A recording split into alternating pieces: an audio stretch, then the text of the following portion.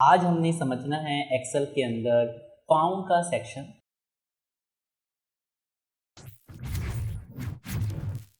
आज हमने समझना है एक्सेल के अंदर फाउंड का सेक्शन और फाउंड के अंदर सबसे पहले आता है फाउंड स्टाइल।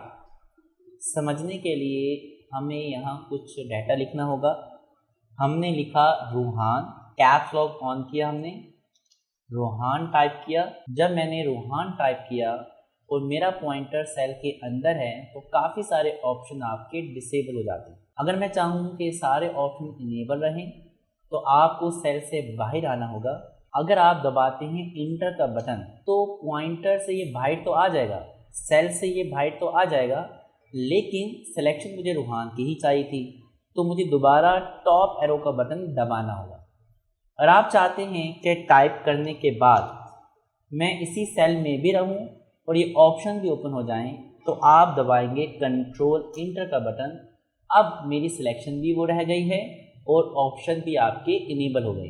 मैं चाहता हूं कि मुझे इस नाम के स्टाइल को चेंज करना है। आप इस एरो पे क्लिक करेंगे और आपको काफ़ी सारे स्टाइल दिखना शुरू हो जाएंगे। जो स्टाइल आपको काम के हिसाब से बेहतर लगे आपने आना है, उस पर क्लिक करना है और वही स्टाइल आपके नाम पे अप्लाई करके दे देगा। इसके अलावा और भी ये बहुत सारे काम करता है। समझने के लिए मैं एक लेना चाहूँगा बना बनाया प्रोजेक्ट। आपने फाइल में आना है, आपने न्यू पे क्लिक करना है और आपको यहाँ दिखेगा सेल्स रिपोर्ट। अगर आप भी सेम इसी स्टेप से गुजर रहे हैं और आपको ये सेल्स रिपोर्ट न्यू में नहीं दिख रही तो समझ जाएं कि आपका नेट यानी वाईफाई ऑन है। आप पहला काम अपने वाईफाई के ऑप्शन में जाएं और यहाँ से इस वाईफाई को ऑफ कर दें। ऑफ करने के बाद आपने दोबारा से बैक होना है, अगेन फाइल में जाना है, न्यू पे क्लिक करना है तो आपको सेल्स रिपोर्ट या फिर वो तमाम टेम्पलेट्स दिखना शुरू हो जाएंगे जो कॉमन आपके सिस्टम में अवेलेबल होते हैं। शो मोड में जाते हैं हम तो ये कुछ टेम्पलेट्स दिख रहे हैं। कॉमन टेम्पलेट्स जो आपके सिस्टम में होंगे वो सेल्स रिपोर्ट है, billing statement, loan amortisation, time card, personal monthly budget, blood pressure tracker and expense report. जिनके मैंने नाम लिए हैं ये तमाम टेम्पलेट्स आपके सिस्टम में आपको दिख जाएंगे। बाकी टेम्पलेट्स हमें इस वजह से दिख रहे हैं कि अगर कोई भी टेम्पलेट आपने नेट से क्लिक किया, एग्जाम्पल मैं अब नेट ऑन कर लेता हूँ, ऑन करने के बाद इसको करते हैं back, file and again new. अब की बार अब हमें नीचे भी नेट वाले ऑप्शन दिखना शुरू हो जाएंगे। अगर मैं चाहता हूँ कि ये वाला टेम्पलेट मेरे सिस्टम में आ जाए ऑफलाइन में तो आप यहाँ एक बार क्लिक करेंगे। क्लिक करने के बाद आप क्रिएट पे क्लिक करेंगे और ये टेम्पलेट आपको आपके एक्सेल में दिखना शुरू हो जाएगा। अगर मैं अब इसको क्लोज भी कर दूं, फाइल में जाऊं, न्यू में जाऊं तो ये टेम्पलेट अब यहाँ ऐड हो चुका है और ये ऑफलाइन भी अब चलेगा। उम्मीद है अब आपको ऑनलाइन टेम्पलेट्स को ऑफलाइन में कन्वर्ट करना हो समझ आ चुकी होगी। अब आते हैं अपने टास्क की तरफ। तो समझने के लिए मुझे लेना होगा सेल्स रिपोर्ट। सेल्स रिपोर्ट पे आप क्लिक करेंगे, बना बनाया टेम्पलेट आपको दिखना शुरू हो जाएगा। अगर हमें कंपनी वाले एक काम जिम्मे लगाएं कि आप इस पर्सन के डेटे को रीड करें और इस डेटे की बेस पे आपने या तो लगाना है टिक का आइकन या लगाना है क्रॉस का आइकन।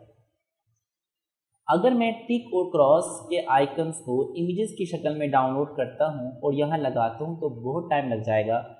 आसान तरीका, आप जी वाले कॉलम को करेंगे सिलेक्ट, इस एरो पे क्लिक करेंगे और यहाँ लिखेंगे वेबडिंग्स WEB तो आपको ये नाम दिखना शुरू हो जाएगा। एक बार इंटर दबाएंगे आप।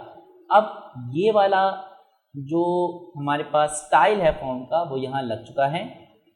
अगर मैं यहाँ सिलेक्शन करता हूँ तो यहाँ का स्टाइल मुझे चेंज दिखा रहा है और यहाँ सिलेक्शन करने पे मुझे स्टाइल चेंज दिखा रहा है। अगर आपको ये स्टाइल दिख रहा है आपके सेल पे तो समझ जाएं कि अब आप जो भी इंग्लिश का करैक्टर टाइप करेंगे वो आपको एक आइकन की शक्ल में दिखाएगा। अगर मुझे टिक चाहिए तो मैं ए का बटन टाइप करूँगा। अच्छा, अब मैंने तो कहा था कि ए टाइप करने पे टिक का निशान आएगा, लेकिन उसने मुझे कोई और आइकन दे दिया है। मैं यहाँ साइज़ को बढ़ा लेता हूँ ताकि चीज़ों को समझना आसान हो। पूरा कॉलम सेलेक्ट कर लेते हैं और साइज़ को बढ़ा लेते हैं। अगर आपका कैप्स लॉक ऑन है तो तब ए दबाने पे इस तरह का आइकन दिखेगा। इसको अभी हम करते हैं डिलीट। कैप्स लॉक मैंने ऑफ कर दिया है, यानी अब मैं जो भी टाइप करूँगा वो इंग्लिश का छोटे हरूफ में आएगा, और अगर इंग्लिश के छोटे हरूफ में टाइप होता है तो ए टाइप करने पे टिक का निशान दिखेगा। इंटर दबा दीजिए। अगर आपको यहाँ भी टिक का निशान चाहिए, ए टाइप करते रहेंगे, टिक का निशान आता जाएगा। और अगर आप चाहते हैं कि इसकी कुछ चीज़ें अनकम्प्लीट हैं और यहाँ क्रॉस का आइकन चाहिए, तो आप आर टाइप करते जाएंगे, क्रॉस का आइकन आता जाएगा। क्या जस्ट हम टिक और क्रॉस ही ले सकते हैं? नहीं, हर करैक्टर में एक नया आइकन अवेलेबल है। ए टाइप करने पे मुझे दिखा टिक, बी पे साइकिल है, सी पे ये बॉक्स है, डी पे ये है, ई, F, ji, H, I, J, K, L, M, N, O, P, Q, R, S, T, U, V, W, X, Y and Z.